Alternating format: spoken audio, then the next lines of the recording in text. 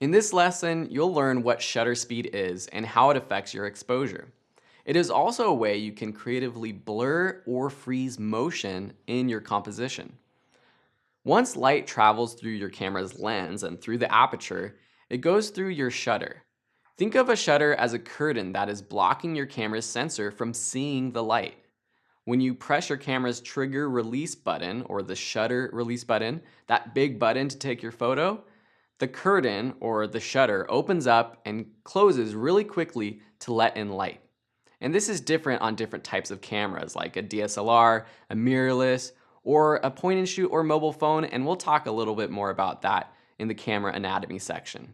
In broad daylight, your camera only needs a fraction of a second to capture the image. And that is how shutter speed is represented, as a fraction. 1/30th of a second, 1/60th of a second, 1/125th of a second, all the way up to 1/8000th of a second and beyond.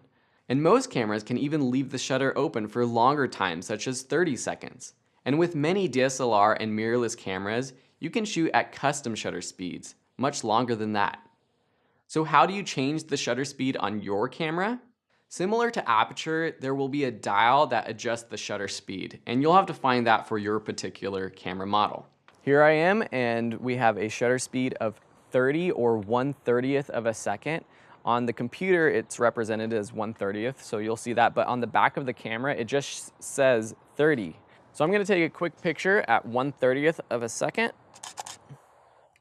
And with the same settings for aperture and ISO, I'm going to increase the shutter by dragging this wheel at the top of this camera. This might be in a different place for you if you have a different camera. And by increasing the shutter speed, we are letting in less light. So now it's 1/100th of a second. Even though on this camera it says 100, we know that it's a fraction, so 1/100th of a second. So if I snap a photo here, that's at 1/125th of a second. It's a lot darker than the previous photo. Now if we go the opposite direction, 1/13th, 1/10th, 1/8th, this can go even longer to something like half a second or a full second. But when we do that, it gets really overexposed right now. So the takeaway is that a faster shutter speed lets in less light, and a slower shutter speed lets in more light. Therefore, if you're in a situation that is too dark, you can slow down your shutter speed to expose more properly. But there's an important rule to shutter speed that has to do with motion blur. If you're photographing a moving object, you will need a faster shutter speed to freeze that object in time. It depends on how fast the object is moving, and you'll need to play around with the shutter setting to get it just right. Wave your hand in front of your face. This is called motion blur. You see how blurry your hand is? And to capture your hand without any blur, you'll need a super fast shutter speed. Luckily, most cameras can do that. You might also get what's called camera shake from a slower shutter speed. This is that micro movement that is captured while trying to hold your camera still. And this is one of the most common issues for new photographers. Typically for beginners, we recommend shooting with a shutter speed faster than 1/80th or even 1/100th of a second to prevent that camera shake.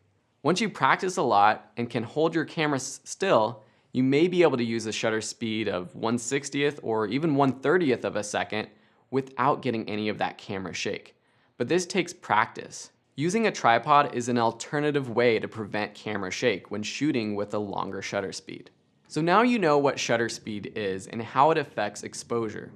Play around with your shutter speed settings to see if you can properly expose in different locations and lighting situations.